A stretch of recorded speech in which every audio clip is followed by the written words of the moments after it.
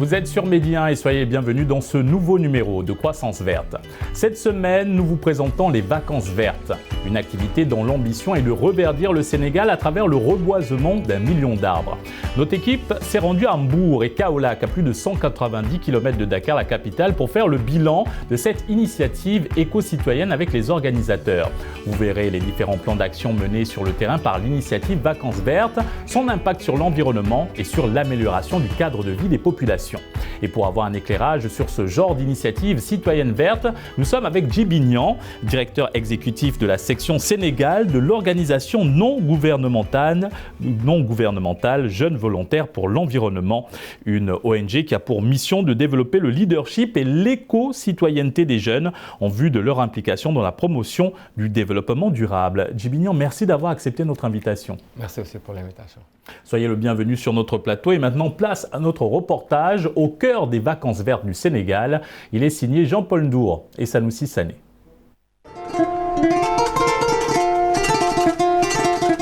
Vacances vertes, une initiative portée par une centaine de volontaires à travers le pays. Il s'agit d'un programme appuyé par beaucoup d'organisations nationales et internationales. Mais Vacances vertes, c'est surtout l'idée d'une femme déterminée. Je ne cesserai jamais de vous remercier. Khady Camara, elle s'appelle. Les Vacances vertes, c'est un projet qui promeut l'éducation et la culture environnementale au Sénégal auprès des populations, particulièrement les jeunes et les femmes, afin de les amener à avoir des réflexes et des comportements qui sont favorables à la protection de notre environnement. Comme vous le savez aujourd'hui, les changements climatiques sont à l'origine de plusieurs catastrophes, que ce soit naturelles, industrielles et même sanitaires. Et ce n'est pas le contexte actuel de la pandémie de la Covid-19 qui nous démentira. Donc il faut s'y adapter ou créer des conditions pour en atténuer les causes. Et c'est là l'objectif principal des vacances vertes. C'est vrai que depuis l'année dernière, nous avons réorienté le projet avec la campagne de reboisement Une femme, un arbre. Mais les vacances vertes, depuis 2017, c'est pour des quartiers propres, des plages propres et des marchés propres avec des activités de reboisement. Car pour nous, le reboisement, c'est la façon la plus simple et la plus efficace pour faire face aux gaz à effet de serre qui sont aujourd'hui à l'origine de ce qu'on appelle la menace climatique dans notre monde. La journaliste spécialisée en environnement est venue à Kaolack pour faire le bilan de ce qui a déjà été réalisé. Et l'autre, c'est une femme. Voilà. Mais aussi en faire le suivi.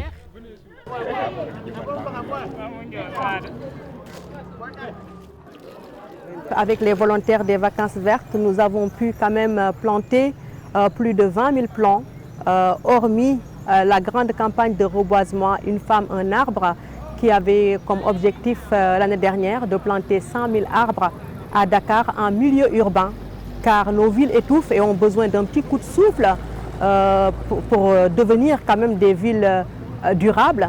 On en a besoin aujourd'hui. Dakar fait partie des villes les plus polluées au monde, donc il fallait vraiment insister sur cet aspect-là, sur ce facteur-là. Donc je peux dire qu'aujourd'hui, dans l'ensemble, si je fais le calcul total, on en est à plus de 118 000 plants qui ont été reboisés entre 2017 et 2021. Et au niveau de la collecte des déchets, parce que les vacances vertes, c'est aussi la gestion des déchets, des activités de nettoiement au niveau des quartiers, des places publiques, mais aussi des marchés et des plages, 585 tonnes de déchets ont été collectées et acheminées directement sur les sites dédiés. Selon des observateurs, Kaolack fait partie des régions les moins propres du pays. Il y a donc lieu de restaurer le bassin arachidier qui participe grandement à la sécurité alimentaire des Sénégalais. Cela passe par planter des Caïl cédra, un arbre centenaire en voie de disparition.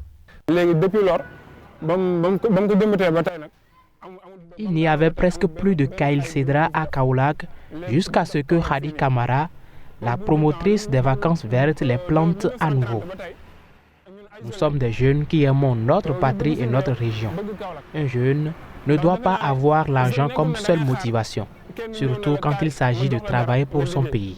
C'est pourquoi nous nous sommes volontairement engagés pour soutenir Hadi Camara afin que les vacances vertes aient un rayonnement international. La municipalité de Kaolack dispose de ressources exclusivement dédiées au reboisement. Un programme ambitieux est en préparation, selon le secrétaire général de la commune. Une collaboration avec Vacances Vertes est envisagée.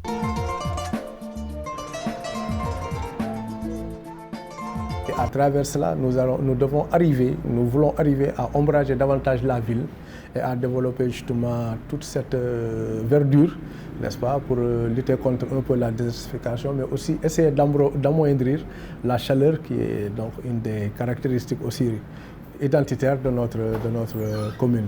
Et comme vous l'avez dit, pour ce qui nous concerne, bon, nous n'avons pas encore eu vent de cette initiative, mais nous avons un programme propre à la commune.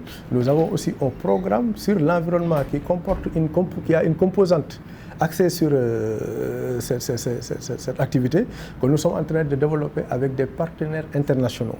Mais pour le moment, nous n'en sommes qu'au balbutiement de cette initiative.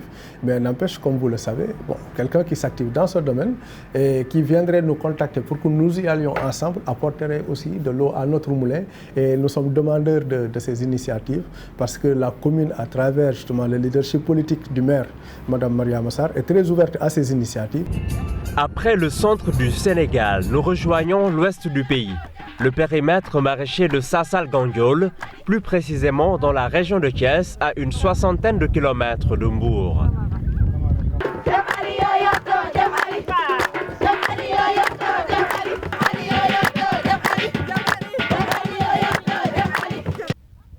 Ici, une centaine de plantes sont mises à la disposition des habitants du village. Ombragés, goyaviers, papayers, citronniers, corosoliers et manguiers, entre autres arbres fruitiers. Sous-préfet, gërëm naa ko bu baax ndax bi ma wooyee léegi ne am na ay gan yu fi ñëw xaw ma woon ne gan yi lii la ñu indaale. Je remercie énormément le sous-préfet de Fissel, parce que lorsqu'elle m'a appelé pour me dire que j'aurais des hôtes, je ne savais pas qu'il m'emmènerait ces trésors. L'importance de l'arbre dans l'environnement n'est plus à présenter aujourd'hui et à démontrer. Par exemple, ça nous donne de l'air pur. Nous nous engageons aujourd'hui à bien entretenir toutes ces plantes parce que leur geste nous a beaucoup manqué. Ils nous ont emmené divers arbres et nous ont aidés également à les planter.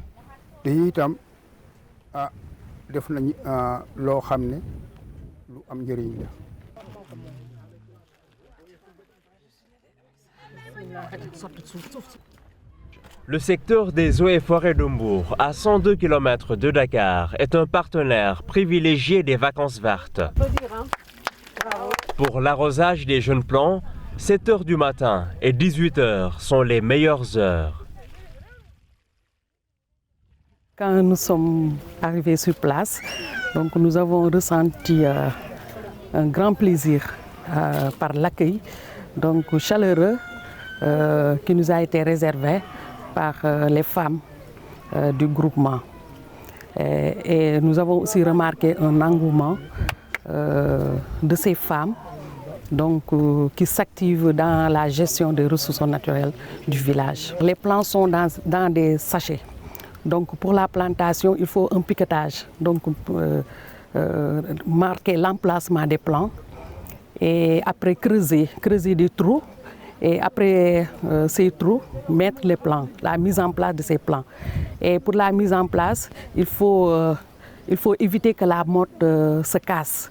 Donc il faut avec soin donc, enlever le sachet, parce que le sachet n'est pas biodégradable. Donc c'est un sachet qu'il faut enlever. Donc il faut enlever le sachet, faire de sorte que la motte ne se casse pas. C'est ce qu'on leur a montré tout à l'heure. Et après ça, bien tasser le sol pour éviter des poches d'air. Le groupement des femmes de Sassal Gandiol est conscient des enjeux de l'heure. C'est pourquoi elles promettent d'appliquer à la lettre les recommandations des agents des eaux et forêts. Et pourtant, la veille, elles ont cherché des plants en vain.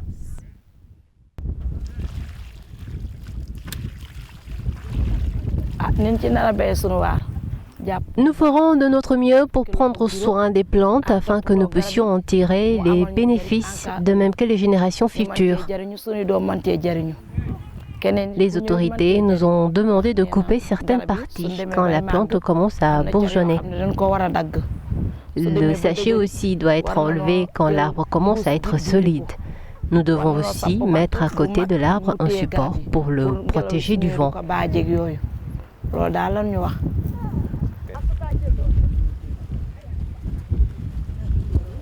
Fidèle au volontariat, l'Agence d'assistance à la sécurité de proximité soutient les vacances vertes depuis le début. Une aventure qui a encore de beaux jours. Nous et les vacances vertes, c'est depuis 2019. On a fait Fatick ensemble déjà, où on a eu à planter beaucoup d'arbres à Toubacouta, dans la commune de Fatick, de Ndiop. On est allé même jusqu'à Karang. Maintenant, on se retrouve encore à Mbour, parce que nous avons déjà des volontaires. Les assistants à la sécurité de proximité, c'est des volontaires. Les vacances vertes engagent des volontaires aussi. Donc, on a après le même travail. Et puisque eux, ils évoluent dans le domaine de l'environnement, voilà, on est là pour les accompagner parce qu'on connaît leur engagement dans ce secteur-là. Si être écoféministe, c'est donner à l'engagement féminin la possibilité de préserver, de protéger et de transformer durablement nos économies africaines, alors Khady assume pleinement son écoféminisme.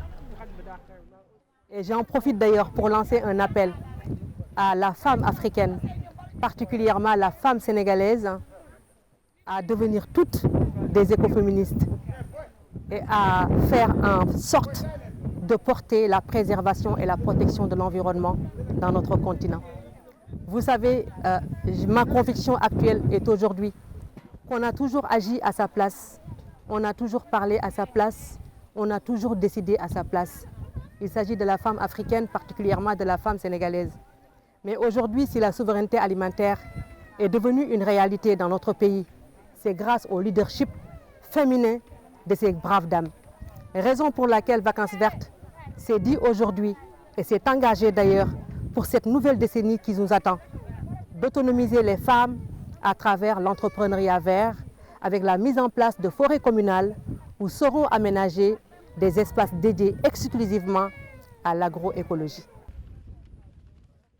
Elle profite de la tribune pour lancer un appel fort aux États et aux organisations, comme le prône l'objectif 17 du développement durable.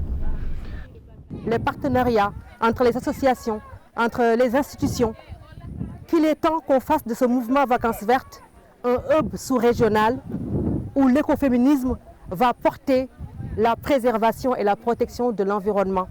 Car la femme, elle est à l'image de la terre.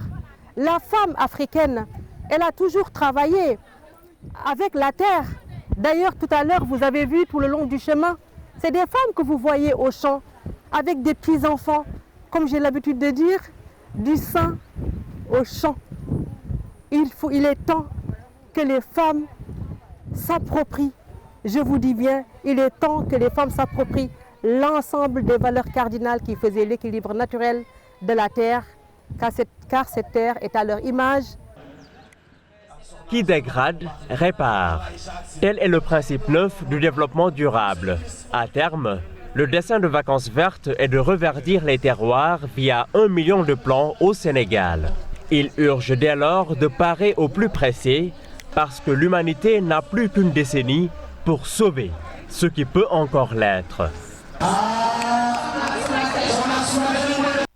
De retour sur le plateau de Croissance Verte, nous sommes à présent avec Djiby Niang, directeur exécutif de la section Sénégal de l'ONG Jeunes Volontaires pour l'Environnement.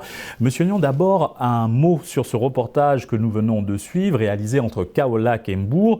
Que vous inspirent ces actions écologiques menées par l'initiative des Vacances Vertes au Sénégal? Merci beaucoup. Merci encore une fois pour l'invitation à Croissance Verte. Voilà, donc je pense que c'est des actions à saluer. Donc Vacances vertes, il y a 1 million d'arbres que la dame veut planter. Donc on voit aussi la mobilisation des acteurs. Donc j'ai vu Capitaine Binta Dembour, que je salue de passage. Donc c'est une dame très très engagée. Je pense que c'est des initiatives comme ça, il y a beaucoup d'initiatives comme ça. Récemment, il y a CF Dakar qui avait lancé un citoyen, un arbre. Donc il y a à Kolda P2O2, à Sédhiou récemment, hier à Sédhiou, ils ont planté pratiquement 600 ou 700 arbres. Donc c'est en train de... C'est bon. Des initiatives qui émergent un peu partout dans le pays. Voilà, c'est encadré et je pense que c'est une bonne chose. Maintenant, reste à voir quelles sont les stratégies de suivi. J'ai entendu parler de parrainage, c'est très bon. Il faut parrainer les arbres, il faut que les gens puissent s'occuper de ces arbres-là. Je pense que maintenant, ce qu'il faut faire, c'est juste dépasser le stade de planter pour planter. Maintenant, il faut planter et s'en occuper pour... voilà. Quel est l'impact de ce genre d'initiative citoyenne sur la préservation de l'environnement au quotidien? Oui, au quotidien. Vous savez, aujourd'hui, on parle d'émissions de gaz à effet de serre. Et quand on parle d'émissions de gaz à effet de serre aujourd'hui, donc quand on émet des gaz à effet de serre, il faut trouver aussi des mécanismes pour réabsorber ces gaz à effet de serre-là. Donc il y en a qui pensent qu'un jour, on va créer des machines même pour aider à absorber les gaz à effet de serre. Et moi, je leur dis que ces machines-là existent déjà et c'est les arbres. Donc plus on plante d'arbres, plus on arrive à compenser, on arrive à absorber ces quantités énormes de gaz à effet de serre qu'on dégage. Donc c'est un peu ça. Donc c'est le rôle de l'arbre même par rapport à l'environnement. L'arbre capte le CO2 et c'est ce CO2-là aujourd'hui qui est l'un des gaz à effet de serre les plus répandus sur la planète. Monsieur Niang, à quel moment peut-on parler de comportement éco-citoyen et quels sont les éco-gestes à adopter dans la vie de tous les jours? Pour moi, on parle de comportement éco-citoyen quand la personne commence à penser de manière durable. C'est-à-dire quand une personne pose des actes, qu'il pense en même temps aux conséquences par rapport à l'environnement et qu'il trouve les moyens de faire des choses peut-être qui vont peut-être aider à améliorer cet environnement-là. Donc là, on peut parler d'éco-gestes. Et maintenant, pour les éco-gestes, il y en a beaucoup.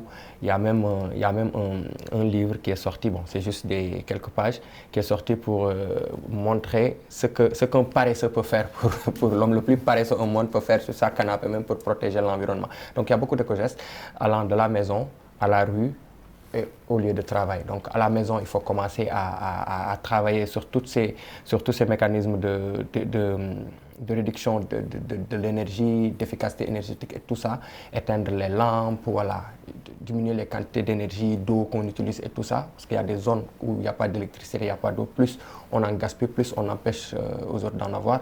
Dans la rue, éviter de jeter les déchets plastiques, planter des arbres, s'occuper des arbres qui sont plantés, essayer de ne pas émettre beaucoup de gaz à effet de serre. Ça aussi, ça peut revenir dans les maisons. Dans les maisons, on utilise beaucoup de bois de chauffe dans certaines zones. Il faut essayer de voir comment améliorer ça.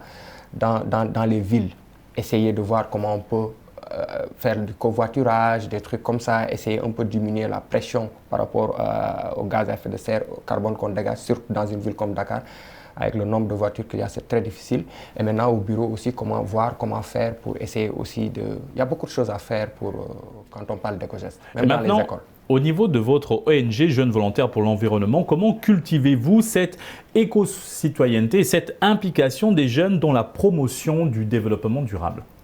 Bon, chez nous, nous avons un peu essayé de segmenter la chose.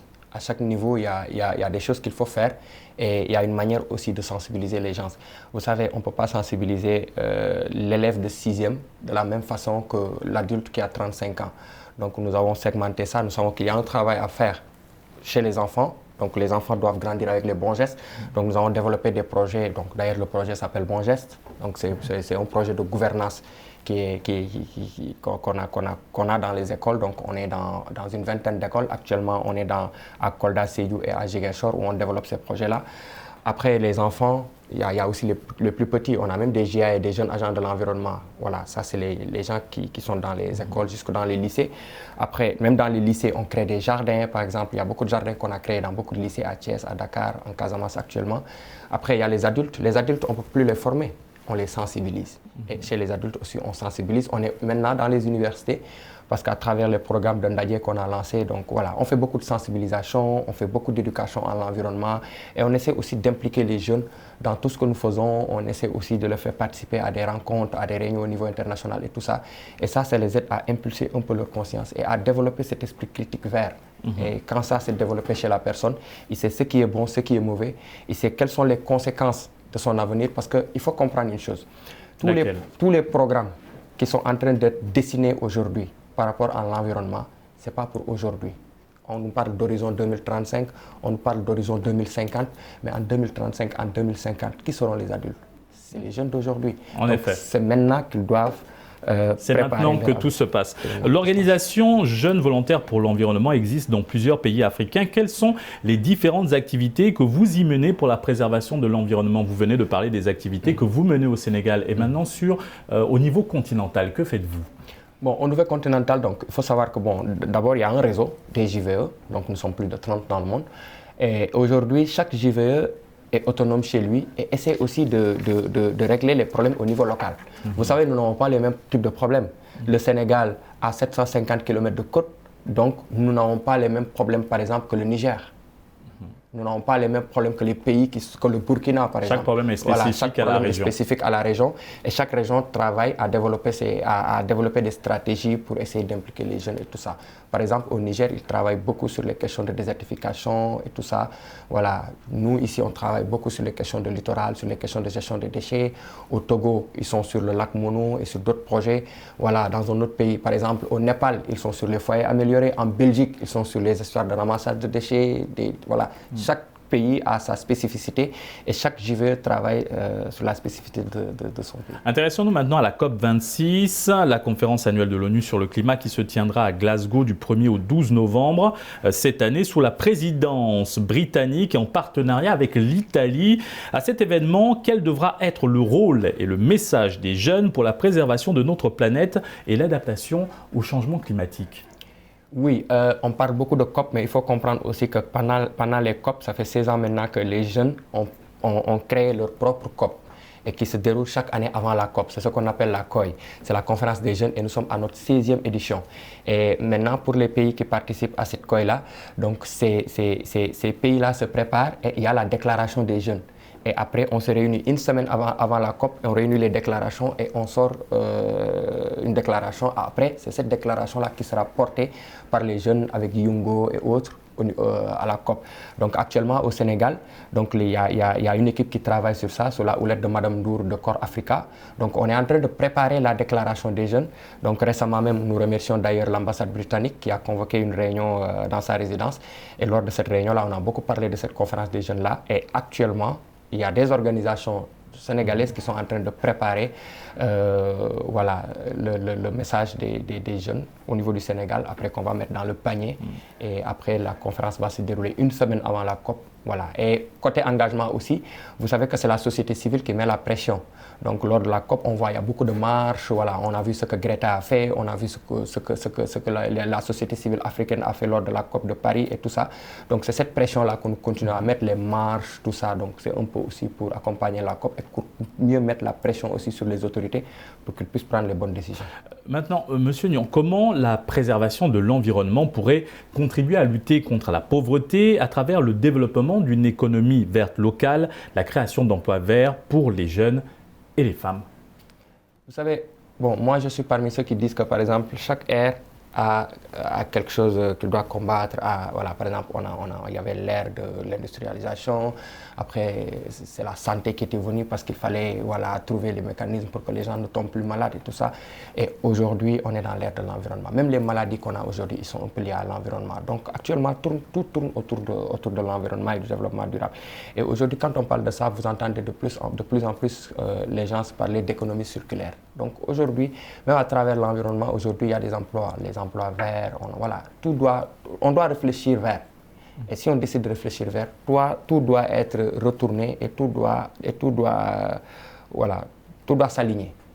Et c'est ça. Maintenant, dans tous les secteurs aujourd'hui, il y a des niches qu'il faut exploiter et ces niches-là peuvent aider à faire des emplois. Ces niches-là peuvent aider même à parfaire la santé des populations parce qu'avec les OGM, on ne sait plus ce qu'on mange. Oui. Voilà, il y a beaucoup de problèmes et je pense que l'environnement, le développement durable, tout ça peut aider à résoudre. Encore une question avant de clore cette émission. Comment endiguer les abus liés à la frénésie et l'engouement autour de l'exploitation abusive des ressources naturelles?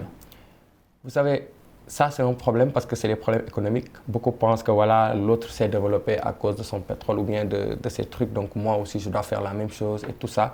Et je pense qu'aujourd'hui, bon, beaucoup n'osent pas le dire, mais aujourd'hui, il y a des pays qui doivent vraiment revoir leur comportement par rapport à cette boulimie-là, surtout énergétique et tout ça, par rapport à l'exploitation des ressources et tout ça.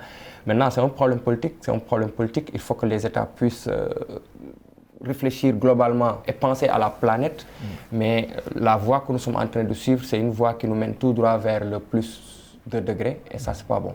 On veut aller vers le moins 2 degrés. Alors que là, la voie que nous sommes en train de suivre. Moi, je vais même jusqu'à dire qu'aujourd'hui, le Sénégal doit renoncer à l'exploitation de son pétrole, parce que bientôt aussi, nous allons entrer sur la liste des pays pollueurs. Ça va être un problème. Mais c'est politique.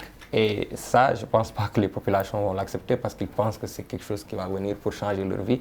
Alors que peut-être ça peut changer la vie des personnes pendant une journée, pendant 2 journées, mais les conséquences derrière sont désastreuses. Merci Djiby Niang pour cet éclairage sur l'éco-responsabilité, l'éco-citoyenneté au Sénégal. Nous rappelons que vous êtes directeur exécutif de la section Sénégal de l'organisation non gouvernementale Jeunes Volontaires pour l'Environnement. Merci pour l'invitation. Merci. Et merci à vous d'avoir suivi cette émission. Très bonne suite des programmes sur Média 1.